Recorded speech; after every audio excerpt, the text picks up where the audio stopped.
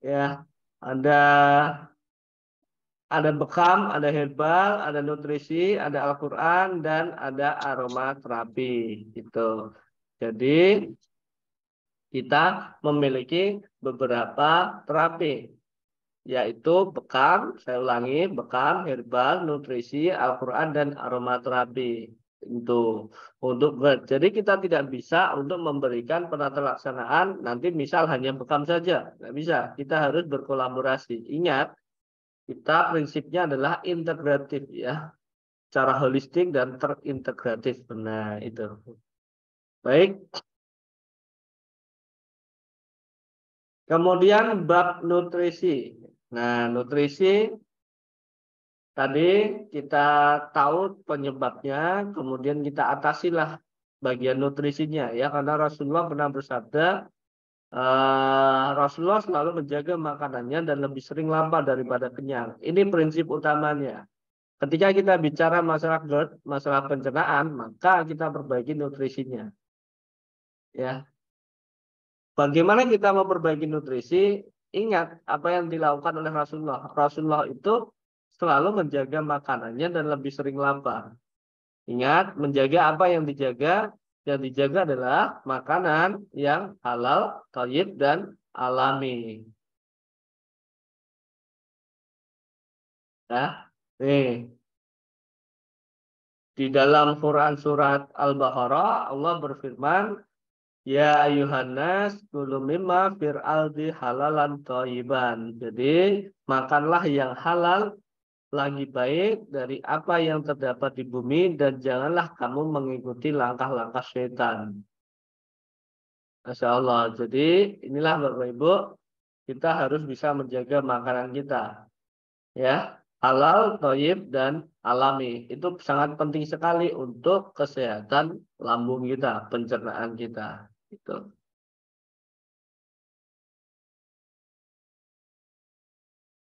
Namun untuk bab makanan ini juga kita tidak boleh berlebih-lebihan. Meskipun halal, thayyib, alami, tapi juga tidak boleh berlebih-lebihan.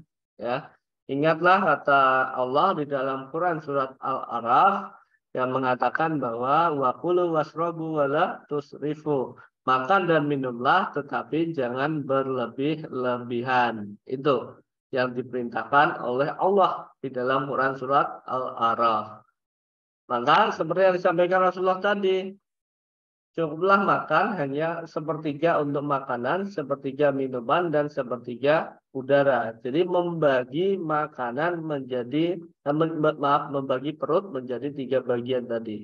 Itu artinya kita tidak boleh makan berlebih-lebihan. Kalau makan berlebih-lebihan, maka yang terisi di dalam pencernaan kita, di dalam lambung kita, hanyalah makanan. Tidak ada udara dan tidak ada air. Sehingga apa yang terjadi? Proses pencernaan tidak bisa maksimal. Gitu.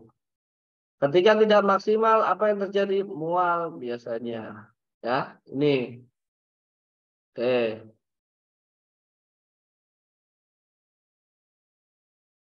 Kemudian, nah apa solusinya, Bapak Ibu? Solusinya adalah berbekam. Gitu. Jadi, seperti judul kita di awal, yaitu bekam untuk kasus GERD anxiety. Ya, kenapa memilih bekam? Jadi kalau boleh saya sampaikan, bekam ini merupakan wasiat yang istimewa. Kenapa istimewa? Karena Rasul bekam ini adalah sebuah eh, pengobatan atau sebuah terapi yang dibawa oleh manusia istimewa dan saat peristiwa istimewa. Siapa manusia istimewa? Manusia istimewa adalah Nabi Muhammad Shallallahu Alaihi Wasallam. Ya. Kemudian apa peristiwa istimewa itu? Peristiwa istimewa adalah Isra Mi'raj. Jadi kalau boleh saya sampaikan, bekam ini merupakan wasiat yang istimewa. Ya. Rasulullah bersabda, pada malam aku diisrakan, aku tidak melewati sekumpulan malaikat, melainkan mereka berkata, wahai Muhammad, perintahkanlah umatmu untuk melakukan hijamah. Ini.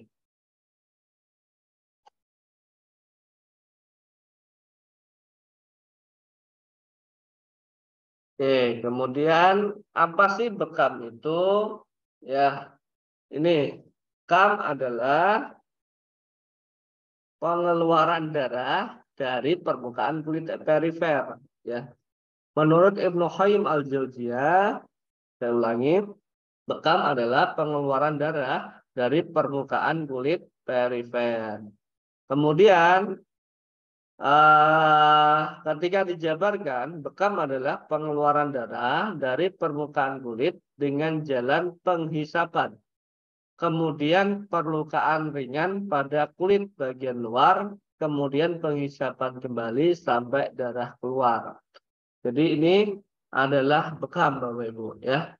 Jadi bekam ada 3 tahapan. Yang pertama adalah penghisapan, kemudian perlukaan kulit ringan, kemudian penghisapan kembali atau dikenal dengan istilah CPC. Itu, ya. CPC. Nah, ini ada beberapa teori bekam. Ada beberapa teori bekam, ya. Yang pertama adalah tentang pain reduction effect. Jadi bekam itu bagus nih untuk mengatasi nyeri. Kemudian ada immunomodulation effect. Jadi bekam ini bagus nih untuk mengatasi meningkatkan imunitas. Kemudian ada hematological effect atau blood detoxification. Bekam mampu untuk mengangkat sampah-sampah metabolisme, sampah-sampah yang tidak baik untuk tubuh.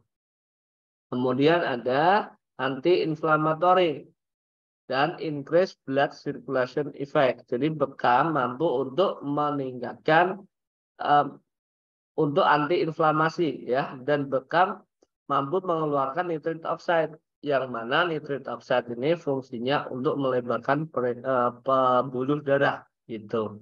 Jadi ini beberapa teori tentang bekam.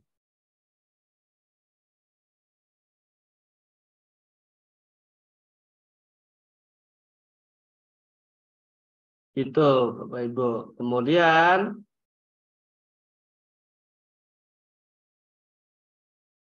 nah, kemudian bab tentang bekam membuang sampah, ya. Sampah, bab sampah. Tadi kan bekam teorinya ada bekam untuk membuang sebagai detoksifikasi, ya, atau bekam ini untuk membuang sampah. Sampah. Bekam itu bagus untuk membuang sampah. Ternyata sampah dalam tubuh itu ada 2 jenis, yaitu sampah material dan imaterial. Ya. Sampah material itu apa saja? Yaitu substansi toksik, substansi metabolik, dan substansi inflamasi. Jadi ada sampah material, yaitu yang berbentuk material, ya, substansi toksik. Contohnya ada radikal bebas, ya. Kemudian ada lagi toksik, logam-logam berat. Nah, itu. Kemudian ada substansi metabolik. Contohnya ada apa namanya, ureum, ya. Kemudian asam dan lain-lain. Ada substansi inflamasi. Nah, yang kedua adalah sampah imaterial. Ada emosi negatif. Ini berhubungan dengan psikis, Bapak Ibu. Jadi ternyata bekam ini juga mampu memberikan ketenangan, menghilangkan sampah-sampah negatif, emosi negatif. Contoh cemas, stres. Nah, ini kan sampah-sampah emosi negatif, ya. Kemudian ada juga jin, sihir, ain. Ya, jin, sihir, ain. Ya, ini penting juga karena inilah menjadi penyebab dari masalah-masalah kesehatan juga. Ingat Nabi Ayub dulu itu sakitnya karena apa? Bukan karena dia tidak menjaga kesehatan, tapi karena ulah dari iblis ya yang ingin membuat Nabi Ayub ya. Jadi intinya dari jin ya. Nah, ini penting Bapak Ibu. Ternyata bekam itu mampu nih untuk menghilangkan sampah-sampah negatif ini. Sampah-sampah material dan imaterial. Contoh imaterial, emosi negatif. Nanti ini lebih banyak akan dikupas pada webinar selanjutnya ya. Materi Pak Dr. Wahyudi Widada akan membahas tentang bekam untuk sampah imaterial. Oh, itu menarik sekali nih. Maka bagus untuk segera mendaftar. Nah, ini contohnya ya. Contoh-contoh sampah-sampah yang saya sampaikan tadi, ada sampah material dan ada sampah imaterial. Sampah material ada substansi inflamasi, substansi metabolik, dan substansi toksik. Ya. Nah, kemudian bagaimana hubungannya bekam pada masalah psikis? Tadi kan kita singgung bersama bahwa bekam itu bagus untuk masalah psikis ya. Bekam bagus untuk masalah psikis karena tadi bekam mampu untuk mengeluarkan sampah imaterial juga. Dan ternyata psikis ini menjadi faktor utama penyebab terjadinya GERD gitu. Jadi saya ulangi gini, biar benang merahnya ketemu. Kenapa kita bahas bekam pada masalah psikis? Karena gini, karena psikis itu atau pikiran kita berperan penting dalam penyebab terjadinya penyakit GERD. Jadi faktor penyebab terjadinya GERD itu salah satunya adalah faktor psikis. Maka kita atasi psikisnya dulu. Dengan apa? Bekam. Tadi kan prinsip utama dari pengobatan secara holistik adalah atasi penyebabnya. Nah, penyebabnya itu adalah masalah psikis. Maka kita atasilah penyebab masalah psikis ini dengan bekam. Gitu. Bagaimana bekam pada masalah psikis? Ini akan kita bahas. Ini ada anxiety atau kecemasan, ya. Bekam itu bagus untuk mengatasi yang namanya anxiety atau kecemasan. Bagaimana mekanismenya? Nah, ini salah satu penelitian yang kami tulis kemarin, yang kami lakukan, yaitu tentang efektivitas weight cupping terapi terhadap kecemasan pada pasien hipertensi. Jadi pada pasien hipertensi itu banyak yang mengalami kecemasan. Sehingga kami ingin untuk menghilangkan kecemasannya. Dengan cara apa? Dengan bekam. Gitu. Bagaimana mekanismenya? Jadi saat bekam ternyata mampu meningkatkan sebuah hormon yang namanya endorfin, beta endorfin. Nah, beta endorfin ini sebuah hormon kenyamanan, akan memberikan relaksasi nyaman kepada pasien ya. Sehingga dia jantungnya pun tidak akan berdetuk kencang ya, stabil. Itu sehingga orang tersebut akan lupa masalah cemasnya. Nah, maka dalam penelitian ini kami sebut bekam itu sebagai memiliki efek ansiolitik atau anti cemas. Gitu. Ini bekam untuk kecemasan. Ya. Nah, ini juga ada penelitian bekam tentang untuk kecemasan. Ini malah menarik lagi, lebih ke diagnosis with panic attack ya, serangan panik gitu. Jadi di sini penelitiannya the effect of weight cupping therapy on patient diagnosis with panic attack. Nah, ini bekam mampu mensekresikan yang namanya hormon endorfin yang memiliki peran sebagai analgesik dan ansiolitik. Jadi dalam penelitian ini pun bekam mampu sebagai analgesik dan ansiolitik atau anti cemas. Maka dari itu, ketika memiliki masalah kecemasan, ya masalah berhubungan dengan psikis, Alangkah bagusnya jika kita bisa melakukan bekam. Nah, bekamnya di titik mana untuk kecemasan? Kalau kecemasan biasanya itu lebih bagus di titik umumugit ya, yang berhubungan dengan kepala, pusat hipotalamus langsung ya di kepala. Tuh. Nah, bekam untuk radikal bebas tadi salah satu eh, penyebab dari GERD itu adalah radikal bebas. Radikal bebas itu banyak sekali Bapak Ibu. Ya, mulai dari UV, sinar UV ya, kemudian polusi udara dan rokok. Nah, ini rokok. Ternyata rokok itu menyumbang peranan besar dalam kejadian GERD juga. Ya. Nah, apakah bekam mampu untuk menangkal radikal bebas atau mengeluarkan radikal bebas? Ternyata mampu. Ini penelitian yang ada, Bapak Ibu. Jadi, bekam untuk menangkal radikal bebas. Maaf, ini saya sampaikan dulu tentang yang saya sampaikan tadi ya. Penyebab dari GERD. Salah satu penyebab GERD itu adalah radikal bebas, yaitu smoking history. Nih, dari sebuah penelitian, dia mencari faktor penyebab, faktor resiko terjadinya GERD. Nah, di Pakistan ini. Salah satunya adalah smoking history atau riwayat rokok. Nah, rokok menjadi salah satu bagian dari radikal bebas. Maka kita bagaimana caranya untuk menangkal radikal bebas ini? Bagaimana? Yaitu dengan bekam. Ternyata bekam mampu untuk menangkal radikal bebas. Bekam secara signifikan mampu menghilangkan radikal bebas dan menyebabkan kerusakan oksidatif di dalam tubuh. Jadi ini penelitiannya sangat-sangat bagus ini.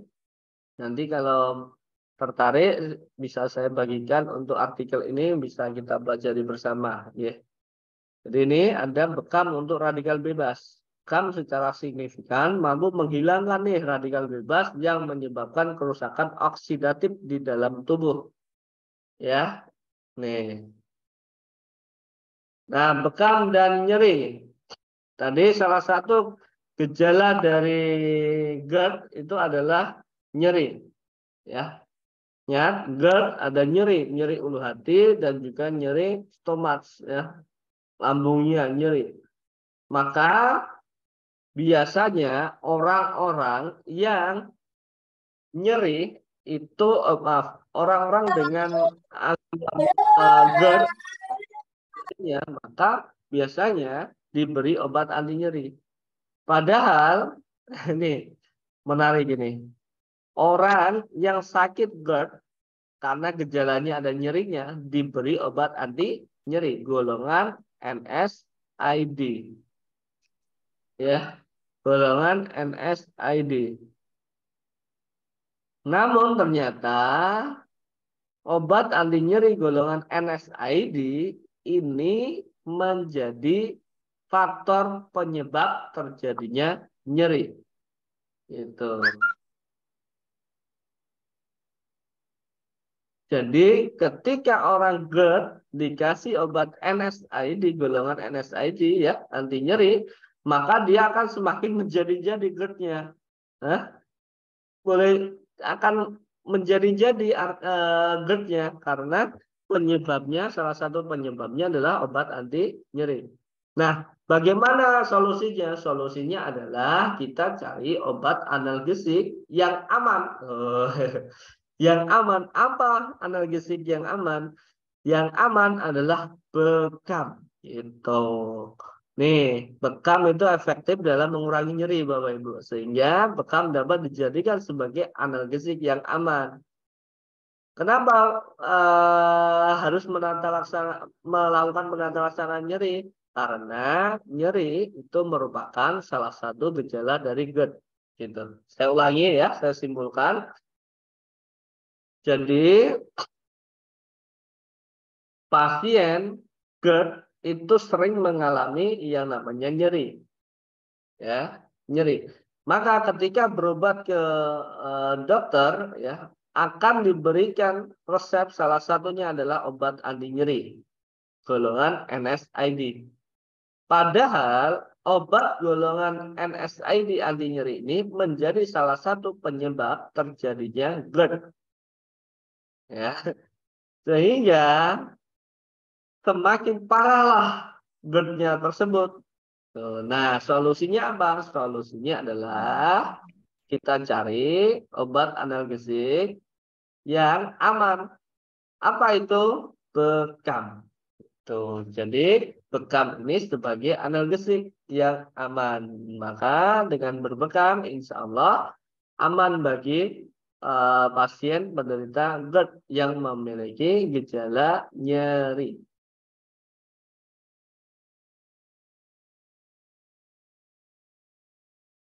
Nah, ini uh,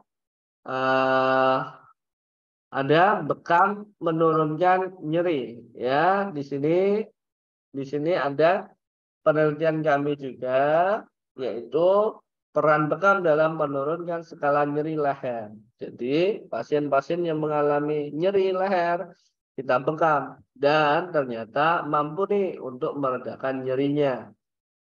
Ini penelitian yang kami lakukan di tahun 2021 kemarin. Gitu. Ya. Nah, ini ada menarik Bapak Ibu.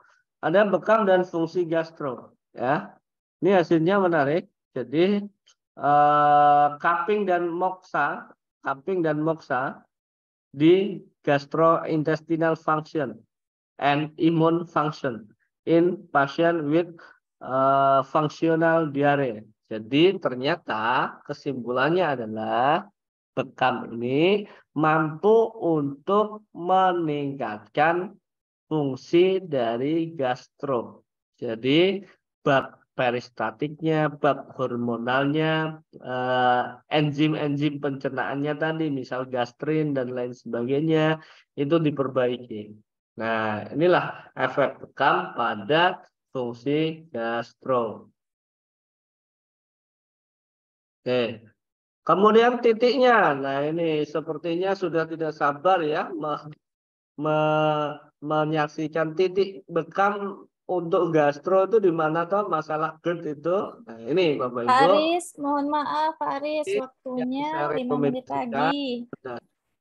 kajian-kajian ilmiah yang saya temukan ya.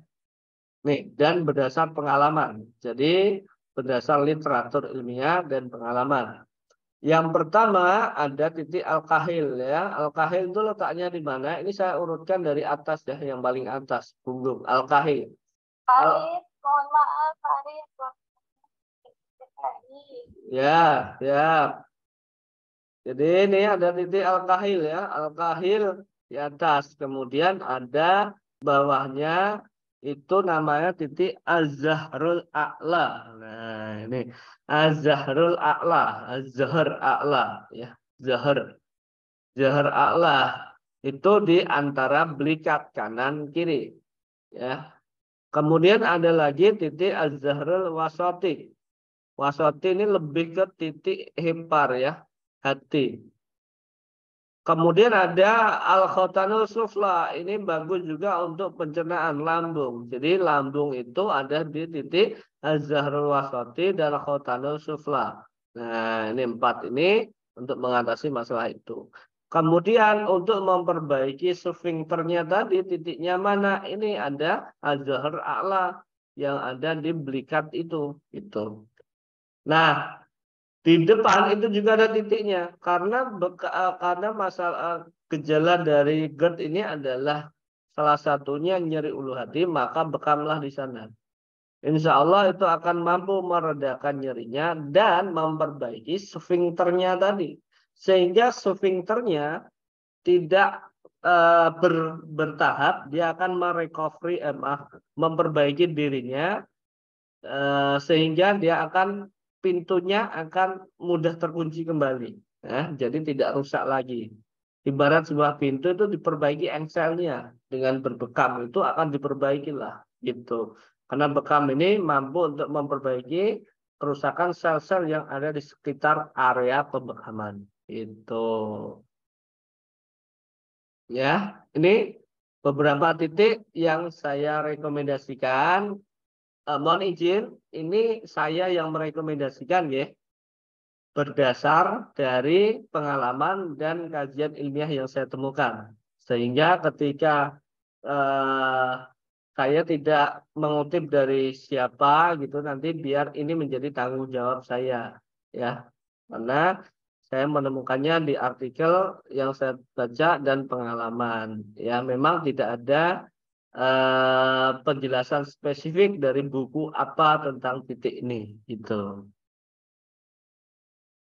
Ini beberapa titik yang saya rekomendasikan, Bapak Ibu, silakan nanti boleh untuk digunakan, ya. Nah, setelah bekam, tidak hanya bekam ya, tapi setelah bekam itu juga alangkah baiknya pasien diberi minuman herbal, minuman herbal hangat, sehingga saling bersinergi antara bekam dan herbal, Bapak Ibu. Herbal yang bagus apa? Ini loh yang saya sampaikan. Saya bukan ahli herbal ya, bukan pakar herbal, tapi mohon izin untuk menjawab. Nanti mohon ditambahkan bagi para pakar herbal yang ada di sini. Saya belajar dari ya guru-guru kita herbal, ada Pak Dr. Kintoko ya, ahli herbal juga. Jadi di sini kami merekomendasikan untuk kasus GERD ini setelah dibekam, berikanlah minuman herbal hangat. Herbal hangat yang direkomendasikan apa? Ada madu dan kunyit. Ingat, madu dan kunyit, bukan di madu ya. Madu dan kunyit. Madu. Kenapa harus madu? Wah, ini. Kenapa harus madu? Menarik ini Bapak Ibu. Jadi ada sebuah riset yang mengatakan madu ini sebagai gastroprotektif. Jadi dia mampu untuk melindungi lapisan lambung, melindungi mukosa lambung tadi. Maka rutinlah setiap pagi minum madu. Maka madu ini akan melapisi mukosa tadi sehingga tidak akan mudah rusak mukosanya. Oh, itulah benar kata Rasulullah. Minum madu pengobatan obat itu ada 3, ya, madu, bekam, dan kai. Oh, Masya Allah. Ini madu. Dia sebagai gastroprotektif yang memiliki mampu memperbaiki fungsi mukosa lambung melalui mekanisme antioksidan, antiinflamasi, dan perlindungan seluler. Ini dari hasil riset ini saya temukan ini, Bapak Ibu. Ya, jadi ini anti anti ulcer ya, effect of honey in non-steroidal anti-inflammatory drug induced gastric ulcer model in rats. Jadi di tikus dia secara sistematik review. Jadi bekam mampu untuk madu mampu untuk gastroprotektif yang mampu memperbaiki fungsi mukosa lambung. Nah, apalagi ditambah dengan namanya kunyit ya. Kunyit ini memiliki kandungan yang luar biasa sekali Bapak Ibu. Karena kunyit ini atau dikenal dengan kurkumin ya, dia mengandung kurkumin ya, kurkumin. Di dalamnya mengandung kurkumin. Ada senyawa aktif yang namanya kurkumin. Kurkumin ini ternyata sebagai gastroprotektif juga, memiliki efek gastroprotektif. Nah, ternyata kurkumin ini tidak hanya mampu untuk mengatasi dari gejala GERD seperti mual, itu tidak hanya itu, tetapi dia memiliki, Masya Allah. Yang pertama, dia mampu untuk membunuh virus bukan virus, bakteri penyebab dari GERD ini, penyebab dari rusaknya mukosa lambung ini. Salah satunya adalah H. pylori, ya. Kemudian kunyit ini juga dia mampu melindungi lambung, ya. Dan dia juga mampu sebagai mengatasi peradangannya, inflamasinya. Jadi kan ketika ada tukak lambung, ada peradangan, ya, ada luka di lambung, intinya luka di lambung, itu dia atasi oleh kunyit ini. Dia anti radang juga. Oh, Masya Allah. Jadi lengkap sudah. Dia bisa mengatasi mual, anti radang, membunuh bakteri, H. pylori itu, wah lengkap sudah lah. Ya, anti mual, ya, kemudian menstabilkan HCl-nya, jadi tidak terlalu berlebihan. Inilah fungsi kunyit. Ya, hanya satu saja itu mampu memiliki efek yang luar biasa. Keren ini kunyit ini. Ya, kalau di medis, kalau berubah di medis, pasti dikasih obat anti mual, ya, bisa ranitidin, kemudian atau ondan dan lain sebagainya. Ada anti nyerinya lagi, ya, kemudian anti radangnya lagi. Jadi banyak sekali obatnya nanti. Tapi kalau herbal cukup kunyit, Masya Allah. Kunyit plus madu diminum setelah berbekam. Ya, kesimpulannya adalah bekam mampu mengatasi penyebab GERD, ya. Jadi bekam itu mampu mengatasi penyebab GERD.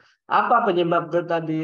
Satu, ada faktor fisik dan faktor psikis. Faktor psikis ada cemas, stres, ya, masalah psikis, gangguan psikis itu ternyata mampu diatasi dengan bekam. Gitu. Kemudian bekam mampu mengurangi gejala GERD. Gejala GERD apa? Mual, muntah, ya. Kemudian nyeri. Nah, ternyata bekam mampu menghilangkan nyeri, ya, menurunkan nyeri. Kemudian kesimpulan terakhir adalah madu dan kunyit sebagai pelengkap terapi bekam pada klien dengan GERD. Jadi ketika Bapak Ibu ada pasien dengan GERD, silakan setelah dibekam kasih minum madu dan kunyit. Bukan madu dan racun, ya, tapi madu dan kunyit. Masya Allah. Baik, itu Bapak Ibu dari saya. Mohon maaf jika banyak kesalahan. Di sini ada terkait tentang masalah psikis, ya, gangguan mental. Nah, ternyata besok kita akan ada webinar kuliah pakar Tibbun Nabawi. Oh, ini nggak main-main ini, kuliah pakar. Ada ruqyah syariah, bekam dan herbal untuk masalah kesehatan mental. Karena saat ini kesehatan mental sangat-sangat memprihatinkan sendiri sekali, ya. Generasi penerus ini bagaimana bisa sehat kalau mentalnya aja nggak sehat, ya.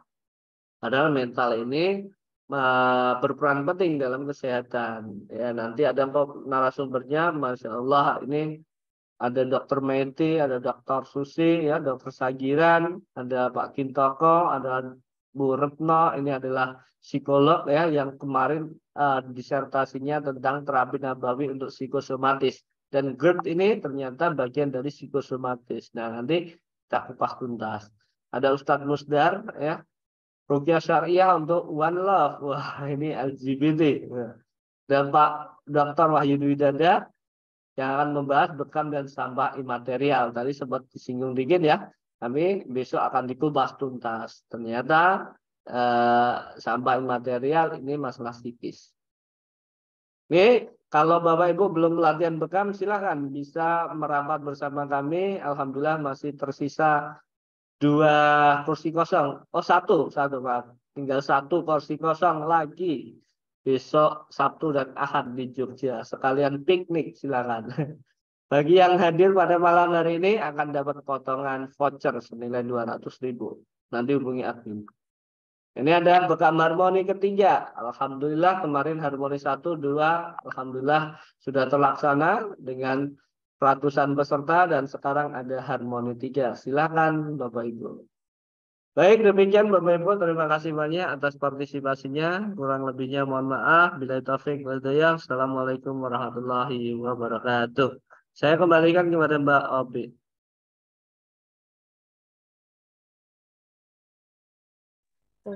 Masya Allah, luar biasa sekali Pak Aris. Mohon maaf Bapak Ibu. Baik Pak Aris, terima kasih telah menyampaikan materinya pada malam hari ini. Langsung saja kita lihat ke room chat. Oh, sudah ada yang raise hand sepertinya. Kita dahulukan yang raise hand dulu. Ada Mbak Aminah. Mohon maaf Bapak Ibu, silakan yang raise hand Mbak Aminah, Bu Aminah. Kami persilahkan.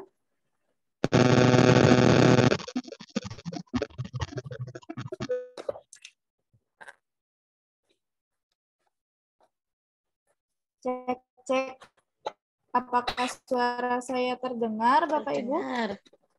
Oh ya, silahkan Bu Aminah, ada tidak ya ini ya? Kalau tidak ada kita lanjutkan ke Pak Siswoyo. Assalamualaikum Pak Aris, Bang Aris, dan Mbak Opi. Waalaikumsalam Pak. Langsung pertanyaan aja, Nji. Udah malam. Agak ngantuk. Oh gini Pak Aris, Bang Aris, mau tanya singkat tapi santai. Itu untuk titik titik di bagian ulu hati itu harus menggunakan bekam basah atau kering, dan durasi yang kita pakai itu berapa menit mungkin bisa dijelaskan? Tidak ada, kita lanjutkan ke Pak Siswoyo. Halo, tes. Assalamualaikum Pak Aris, Bang Aris, dan Mbak Opi. Waalaikumsalam. Sehat selalu, Pak. Pertanyaan aja, udah malam. Gak ngantuk. Rame nih. Oh gini Pak Aris, Bang Aris, mau tanya singkat tapi santai. Itu untuk titik di bagian ulu hati itu harus menggunakan bekam basah atau kering, dan durasi yang kita pakai itu berapa menit mungkin bisa dijelaskan? Ya, baik.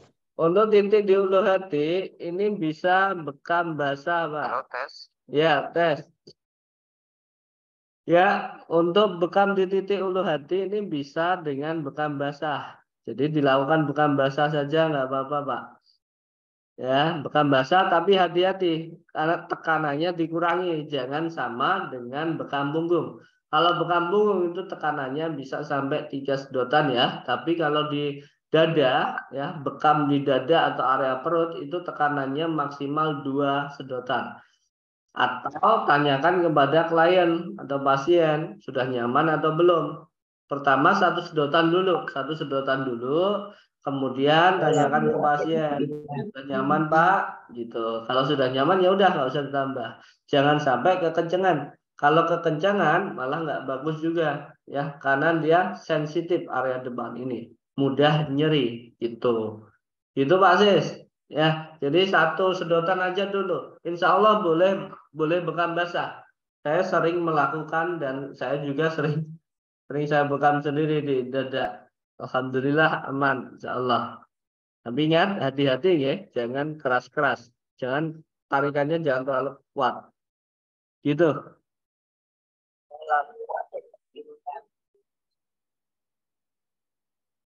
Baik, terima kasih Pak Aris. Selanjutnya ada Mbak Wahyu Puji Lestari, kami persilakan. Ya, terima kasih. Assalamualaikum.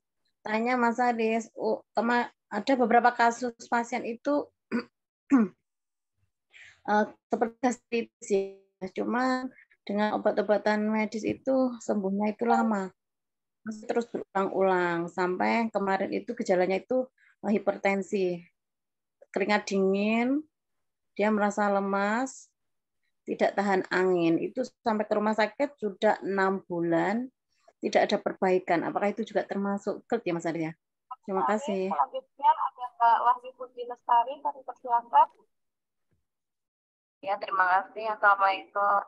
Tanya Mas Aris, ada beberapa kasus pasien itu seperti cuma dengan obat-obatan medis itu sembuhnya itu lama, terus berulang-ulang sampai kemarin itu gejalanya itu hipertensi, dengan dingin, dia merasa lemas, angin itu sampai rumah sakit sudah 6 bulan, itu perbaikan. Apakah itu juga termasuk kegiatan ya? Ya, jadi itu termasuk anxiety GERD, Bu, kalau saya melihatnya. Itu lebih ke masalah psikosomatis. Saya dulu juga banyak kasus seperti itu. Jadi pasien itu terlalu memikirkan dengan kesehatannya, terlalu berpikir akan kesehatannya. Sedikit-dikit takut, biasanya dipengaruhi oleh media sosial yang dibaca dan lain sebagainya. Dikit-dikit takut, sehingga akan mempengaruhi psikisnya. Nah, inilah yang disebut dengan psikosomatis. Itu. Nah, ini memang menjadi faktor utama terjadinya GERD. Kecemasan, stres itu nanti akan mempengaruhi proses peningkatan HCl ya. sehingga dia akan meningkat HCl-nya yang berlebihan sehingga akan mudah mengikis lapisan lambung mukosa. Itu apalagi tidak diimbangi dengan makanan-makanan yang berfungsi menjaga fungsi lambung gitu. Itu termasuk salah satu gejala GERD itu, Bu. Nah, terapinya silakan nanti dirutinkan bekam aja, karena dengan bekam itu tidak hanya mampu mengatasi nyerinya pasien dari GERD itu, tetapi juga mampu untuk mengatasi cemasnya, sehingga insya Allah akan memperbaiki psikisnya juga. Gitu. Ya, makasih Mas Arief. Baik, selanjutnya ada Mbak Vivi Junwarti, kami persilakan.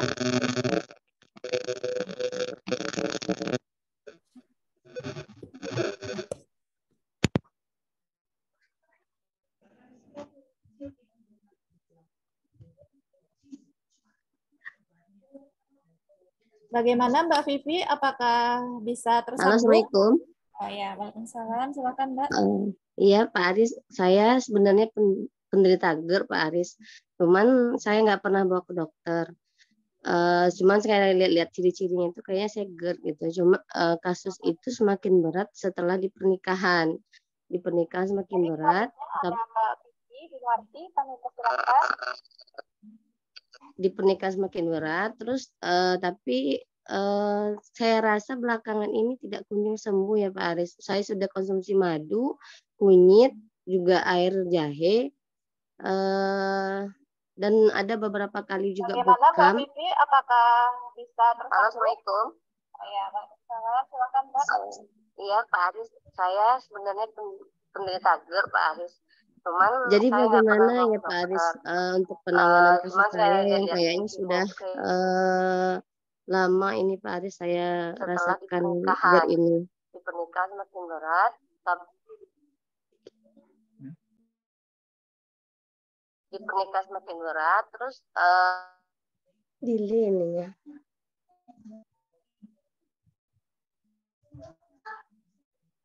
juga air jahe, dan ada beberapa kali juga bekam.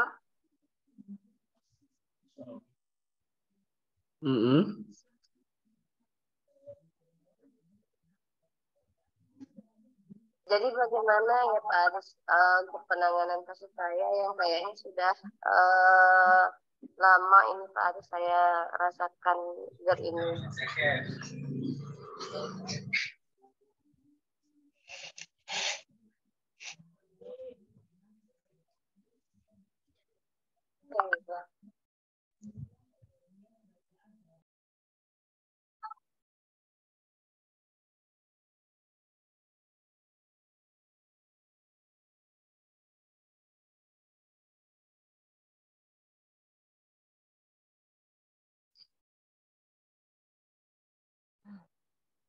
Suaranya hilang. Baik.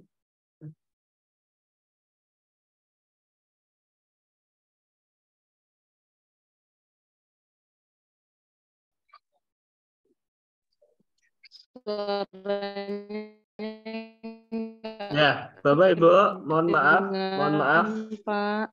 sepertinya suara saya delay ya. Jadi saya mohon izin untuk menjawab pertanyaan yang ada di kolom chat. Ya. Saya akan menjawab pertanyaan yang ada di kolom chat. Gitu. Tadi pertanyaan Bu Vivi, bagaimana apa namanya sudah terapi bekam, sudah terapi bekam, kemudian sudah melakukan meminum herbal dan madu, tapi tak kunjung sembuh juga. Saran saya, tolong Bu, dicari tahu penyebabnya. Silakan dicari tahu penyebabnya, Bu. Ya, dicari tahu penyebabnya, apakah penyebabnya itu dari psikis atau dari yang lainnya. Kalau sudah ketemu tentang penyebabnya, saat itulah penyebabnya untuk diatasi. Coba di-cross-check bagaimana pola tidurnya. Pola tidurnya terlalu malam atau tidak, bagaimana kualitas tidurnya, ya, bagaimana dengan makanan yang dimakan. bagaimana dengan olahraganya, bagaimana dengan stresnya, bagaimana dengan radikal bebasnya. Tidak hanya radikal bebas yang kita masukkan ya, tapi juga bisa penyumbang besar adalah orang-orang terdekat kita. Misal contoh sebagai contoh asap rokok ya. Nah, itu juga perlu kita perbaiki. Kemudian bagaimana tingkat stresnya? Bagaimana dengan stresnya? Kalau memang stres, maka perbaiki stresnya. Itu, Bu. Baik. Karena suara saya delay, maka di sini saya mohon izin untuk menjawab pertanyaan yang ada di kolom chat. Nah, ini ada pertanyaan yang menarik ya. Mana ini? Mulai dari nih. Bismillah. Kalau penderita GERD, bolehkah langsung di ulu hati bagian perut depan Pak Aris? Nah, tadi sudah kita bahas ya. Jadi, insya Allah boleh di bagian depan. Saya tidak melarangnya. Tapi ingat, hati-hati untuk bekam basah di area depan. Terutama di area ulu hati. Hati-hati itu. Ya, cukup satu tarikan saja. Ya. Kemudian, Assalamualaikum. Bila pasien nyeri sedang nyeri hebat atau kolik karena tukak lambung sampai pucat, keringat dingin, bolehkah dibekam? Kalau boleh, titiknya di mana? Nah, ini perkecualian Bapak Ibu. Ada pasien GERD yang tidak boleh dibekam. Ketika apa? Dia mengalami kolik hebat, ya, sampai keringat dingin dan pucat. Ini sering dialami oleh pasien-pasien dengan GERD, ya. Ini sering. Biasanya dia mengalami kolik abdomen. Wah, nyerinya nggak ketulungan. Kalau sudah nyeri, biasanya ada skala nyeri itu 1 sampai 10. Kalau nyerinya sudah berat, sekitar nyeri 7, 8, nah itu saatnya untuk minum obat. Nah gitu ya. Jadi kita bisa memposisikan diri kita. Kalau dia sudah nyeri hebat sampai kolik abdomen, itu keadaan darurat sebenarnya. Harus segera diatasi nyerinya. Ya, yang cepat apa? Ya tadi bisa obat kimia ya. Itu bisa diatasi segera. Nah, setelah obat kimia dia sudah mulai mereda nyerinya, barulah kita berikan tambahan bekam gitu. Bisa, ya. Tapi pada keadaan yang pucat, ringan dingin, jangan dibekam. Itu kontraindikasi. Tuh. Kemudian apakah orang GERD yang darah rendah bisa dibekam dan berapa kali saran untuk berbekam? Darah rendah kita cek dulu kalau ada riwayat darah rendah, maksudnya darah rendah di sini mungkin anemi ya, anemi atau hipotensi ya. Ya, orang dengan GERD itu biasanya akan disertai dengan anemi. Biasanya ya, biasanya. Kenapa? Karena biasanya orang dengan GERD itu akan bermasalah pada asam lambungnya. Apalagi kalau dia mendapatkan intervensi obat medis ya. Akan diberikan obat anti mual, obat untuk mengurangi produksi asam lambung. Sehingga malah justru produksi asam lambung ditekan. Ketika asam lambung atau HCl ini ditekan, proses pencernaan nggak maksimal. Alhasil apa? Terjadinya lah anemi gitu ya. Proses penyerapan nggak maksimal sehingga zat-zat besi tidak akan terserap maksimal di dalam tubuh kita. Terjadilah anemi. Bisa gitu. Maka orang dengan GERD yang mengalami anemi itu bagusnya yang pertama bisa ditambahkan suplemen untuk menambah HB ya, bisa madu itu bagus, juga kurma itu juga bagus. Jadi dikombinasikan itu, tidak hanya dibekam saja, kombinasikan. Sebelum bekam perbaiki nutrisi dulu, kurma dan madu dibanyakin. Ya, setelah itu dibekam, habis bekam kasihlah kunyit. Tadi sudah terjawab ya, bekam di depan boleh. Kemudian dari Bu Norvina, kenapa pada saat dibekam sebagian merasa gatal ya Pak, dan Anda juga setelah bekam merasa gatal di bagian bekam. Jadi gatal itu bisa terjadi dua sebab. Ini sebenarnya bukan di pembahasan malam ini ya, tapi nggak apa-apa. Dua sebab. Satu, karena proses sterilisasi dan desinfeksinya alat itu tidak pas, ya, tidak tepat mungkin. Bisa jadi masih menempel klorin di alat tersebut, di kop tersebut, sehingga menyebabkan gatal. Ya. Kedua, biasanya histamin terlalu banyak keluar. Nah, itu. Ibu hamil boleh dibekam yang trimester kedua dan ketiga. Trimester pertama tidak boleh dibekam. Ya, ini yang pertama. Ibu hamil boleh dibekam atau tidak. Nah, boleh saja asal di trimester kedua dan ketiga. Kalau trimester kedua, bekamnya di punggung saja, di leher dan punggung, jangan di perut, jangan di pinggang maksudnya. Kalau trimester ketiga, bekam di pinggang untuk mempersiapkan apa namanya kontraksinya, ya, biar cepat pembukaannya. Tuh. Kurkumin kayak kandungan temulawak juga ya. Iya, betul sekali ya. Temulawak dan kunyit itu bagus, banyak kurkuminnya ya. Itu bagus untuk masalah yang berhubungan dengan pencernaan dan hati. Kunyit diganti jahe bisa enggak? Sebenarnya bisa, cuma kandungan kurkumin di jahe itu sedikit, relatif sedikit, masih banyak di kunyit. Bisa jadi, bisa. Tapi kalau karena ada beberapa orang yang sensitif dengan jahe ya, karena panas dia. Kunyit juga banyak, kunyit juga sih sebenarnya. Cuma jahe itu lebih panas biasanya. Ada orang yang sensitif dengan jahe. Maka amannya untuk penderita GERD itu kunyit aja, kunyit dan madu. Untuk kunyitnya apakah pakai yang bubuk atau batangnya langsung? Kalau iya digeprek atau dipotong kecil kunyitnya. Bisa semua, monggo. Jadi boleh pakai simplisia ya yang dikeringkan, boleh yang langsung, boleh diparut itu. Boleh atau serbuk juga boleh. Ya, kalau sederhananya itu kunyit itu ya dipotong-potong, kemudian kasih air 2 gelas, ya kemudian direbus jadi 1 gelas, minum pagi sore. Tuh. Bekam harmoni kapan diadakan di Medan, Pak? Wow, Medan ya. Monggo yang ingin jadi panitia di sana ya, bisa. Jin bertanya, untuk bekam harmoni insya Allah bulan ini ya, bulan ini ada bekam harmoni lagi, nanti di-share pengumumannya di grup. Bekam harmoni 3, insya Allah. Kemudian bagaimana tingkat efektivitas bekam kepala dengan alat penyedot, alat tanpa cukur rambut? Saya tidak merekomendasikan itu. Kenapa? Karena tingkat higienisnya nanti tidak kurang pas, kurang baik lah. Karena rambut itu banyak kotor rambut itu.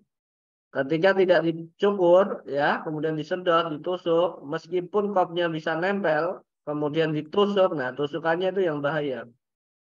Ya, satu, sulit sembuh lukanya, dua, takut resiko terjadi infeksi. Itu. Jadi baiknya dicukur. Mohon maaf, apakah slide-nya dikirim? Untuk slide dan materi semuanya dikirim, insya Allah. Sertifikat. Titik GERD sudah nggih tadi nggih. Kemudian ada titik bekamnya penanganan GERD. Oh tadi udah, nanti dikirim slide-nya nggih. Ada semua titik bekamnya. Itu. Oh ini Pak Sis semuanya ini. Mohon maaf ya Pak kalau delay ya. Posisi titik bekam tadi sudah dibahas, silakan nanti bisa dicek. Sudah saya kirimkan materinya, silakan dicek di grup ya. Ya, Jogja ini sepertinya lagi delay nih ya. Udah 7 bulan, apakah boleh 10 titik sesuai sunnah? 7 bulan hamilnya ya. 7 bulan itu berarti trimester ke 1, 2, 3 ya. Boleh, boleh 10 titik boleh. Asal tidak di perut ya.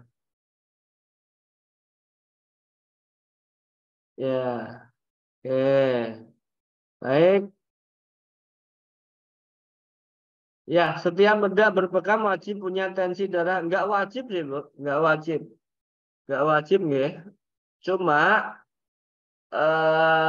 kalau Bapak Ibu menguasai teknik diagnosa lainnya, misal diagnosa mata, telapak tangan, nadi, itu nggak apa-apa, nggak pakai tensi. Karena itu sudah insya Allah mewakili. Tapi kalau belum bisa, baru pemula pakai tensi saja, saran saya. Tensi digital itu tinggal pencet, udah jalan. Ya. Kemudian, apakah riwayat bronkitis karena perokok pasif juga bisa penyebab faktor yang tidak kunjung sembuh, Pak Aris? Tapi diagnosa bronkitis itu waktu saya 19 tahun. Sekarang saya usia 13 tahun. 32 tahun. Iya, betul. Rokok pasif itu lebih bahaya, Bapak Ibu. Lebih bahaya daripada aktif. Ya, kalau aktif dia itu selnya sudah terbiasa, sudah beradaptasi dia.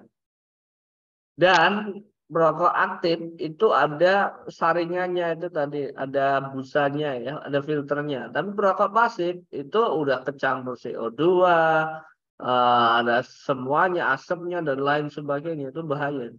Merokok pasif ya. Maka yang suaminya merokok diingatkan, sayangi kami gitu.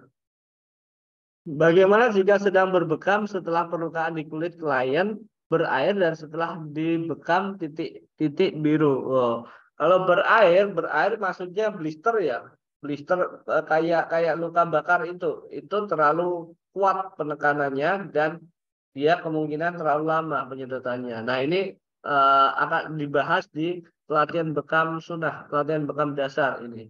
Bagaimana teknik menusuk yang benar, bagaimana teknik penyedot yang benar, itu akan dibahas pada pelatihan bekam dasar. Gitu. Untuk GERD harus bekam basah atau bekam kering ya, apalagi untuk pasien yang belum pernah bekam sebelumnya. Bagi pasien yang belum pernah bekam sebelumnya, kenalkan dulu dengan bekam kering ya Bapak, Bu.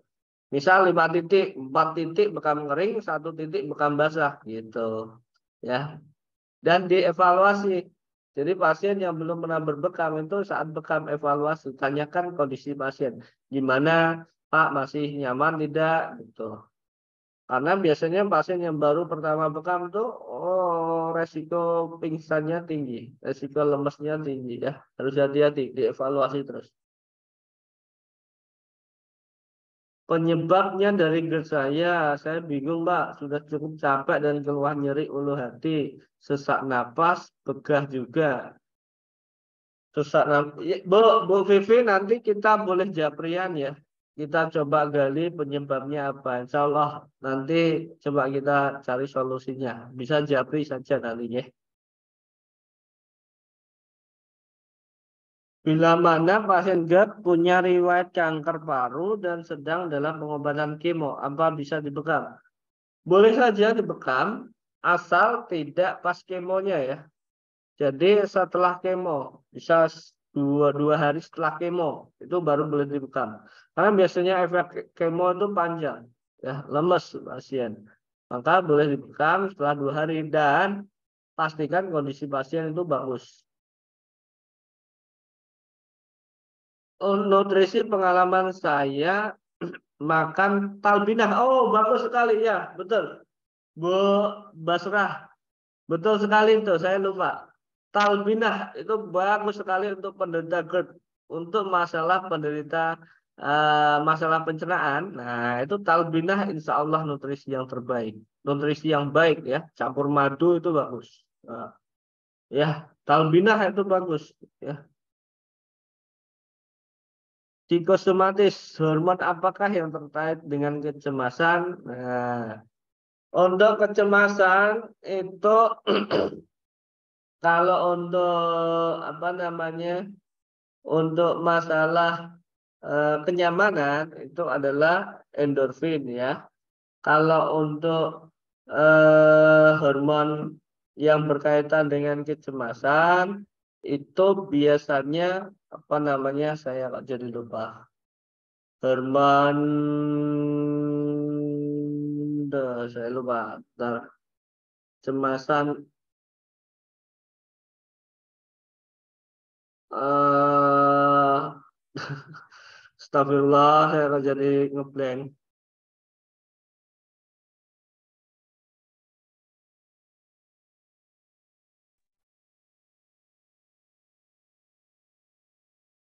Kortisol. Ya Allah. Astagfirullah. Hormon kortisol ya. Jadi ketika kita cemas, itu kortisol akan naik. Kortisol itu fungsinya apa? Dia akan malah menyempitkan pembuluh darah ya. Sehingga pembuluh darah sempit. Nah, ketika pembuluh darah sempit, nutrisi-nutrisi nggak tercukupi di sana. Nah, itu akan melemahkanlah fungsi dari mukosa lambung dan sel-sel di lambung itu gitu. Sehingga inilah resiko terjadinya tadi gastritis ya. Boleh nanti jurnalnya, artikelnya saya kirim kalau Bapak Ibu ingin menghendakinya, nanti saya kirim di grup.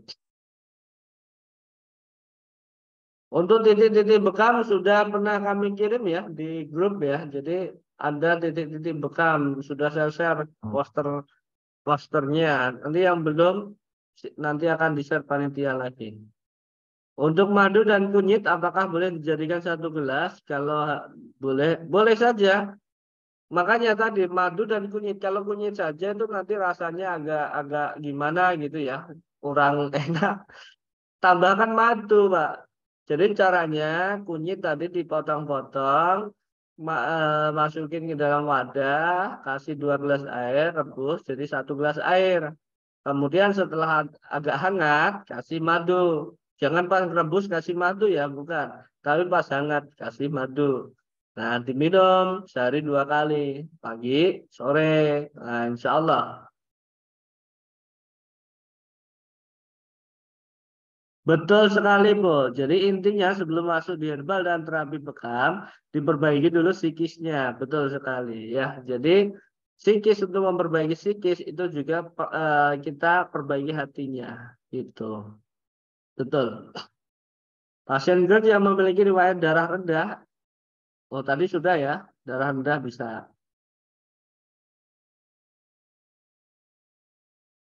Ya, dibantu jawab kortisol ya Allah. Baik Bapak Ibu, alhamdulillah ini semua pertanyaan sudah terjawab semua nggih. Alhamdulillah. Nah, bagi yang ingin bertanya lagi nanti boleh di grup WA ya. Nanti akan kita bahas sampai sedetil-detilnya jika ada pertanyaan. Kalau mau nyari madu, japri saya. Wah, ini ada yang langsung promosi madunya ya. Boleh ini endorse ini Pak. Pak siapa ini? Pak Redmi sama ini. Ya.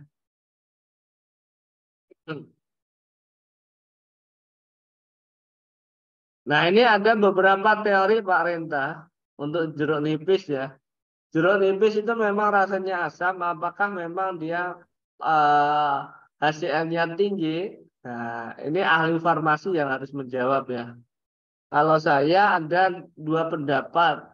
Ada yang mengatakan HCl dari jeruk nipis itu tidak terlalu tinggi. Jadi dia meskipun rasanya asam, tapi dia sebenarnya tidak terlalu asam gitu.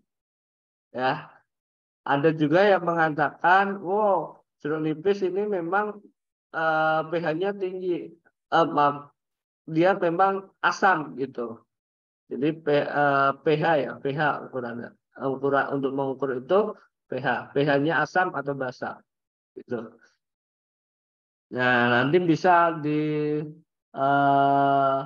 bantu jawab teman-teman farmasi ya, itu yang lebih ahli. Baik, itu Bapak Ibu untuk malam hari ini. Semoga bisa bermanfaat untuk kita semuanya. Mohon maaf kekurangan kami. Dan tiba-tiba nggak tahu kenapa ini kok suaranya delay ya. Semoga nanti rekamannya segera bisa kita bagikan. Baik, demikian saya kembalikan kepada Mbak Opi. Baik, terima kasih Pak Aris yang sudah menyampaikan materinya pada malam hari ini dan juga pertanyaannya sepertinya sudah dibahas tuntas ya di room chat. Nah, bagi Bapak Ibu yang mungkin masih ingin bertanya atau belum puas, jangan cemas ya Bapak Ibu, jangan khawatir karena Selanjutnya kita akan bertemu kembali di kuliah pakar Tibun Nabawi. Nah, silahkan Bapak Ibu yang belum mendaftar bisa japri saya atau Pak Hilmawan, Japri admin dari High In Care. Berhubung